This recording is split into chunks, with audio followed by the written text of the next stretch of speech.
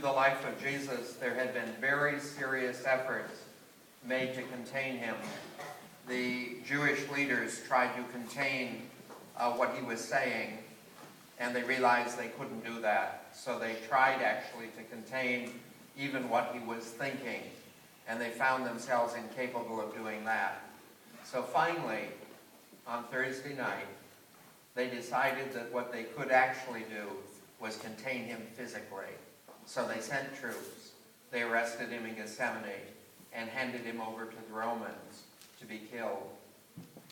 But what they did not know is what had happened just before his arrest. He gathered at table with his apostles, and he picked up bread and wine and rendered it his body and blood, and then passed that body into the community of believers who were with him, so that when they arrested him in the garden, they could not even contain his physical body. It had passed into the community. There has never been a doubt in the history of the Catholic Church or the Orthodox churches about the reality of the body and blood of Jesus. There are different opinions about when the bread and wine actually becomes the body and blood, but we're united in the idea that when we say that through him, with him, in him, it is in fact the body and blood of Jesus. We're also divided about when it ceases to be the body and blood of Jesus. The common opinion, most theologians hold, is that when the host ceases to be bread, either through your digestive process or through mold or whatever, when it ceases to be bread, the Lord is no longer present. And when wine evaporates or, again, is digested, it ceases to be the presence of the Lord. There are a number of theologians, and I should mention this is the growing opinion in the church. There are a number of theologians who look at the Eucharist and they say, it cannot become the body and blood of Jesus on the molecular level, because if it did, we could see a change. So they say the change to the body and blood of the Lord actually takes place on the atomic level.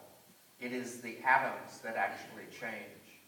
And one of the interesting things is that by digestion and things like this, atoms aren't destroyed. Atoms are rearranged into new things. So the atoms that are part of your body become part of plants and things like this.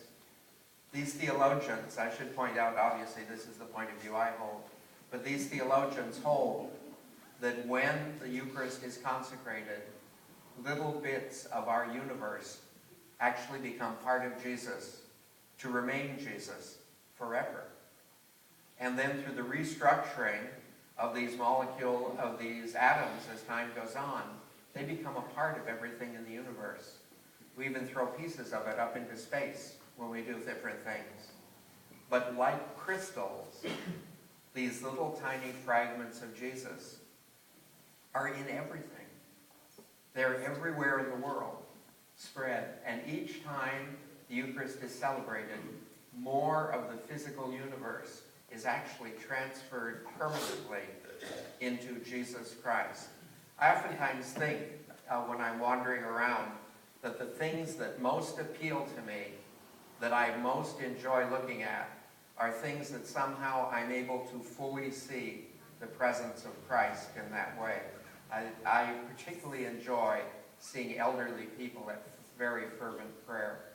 I really enjoy seeing children laugh. I enjoy the way a puppy looks at you. I enjoy the way a horse reacts to you. I enjoy flowers and all kinds of things. And I imagine every time I look at them that they're little tiny crystals of Jesus in them. And that's what really appeals to me about them.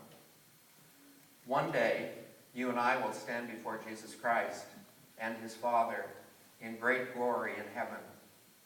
And this process will have gone on for a while, a very long while. And as we stand before the throne of God, Jesus Christ, who is seated at the right of the Father, will stand up, and he will gesture towards the whole universe in which you and I have been living, and he will say, "This is my body."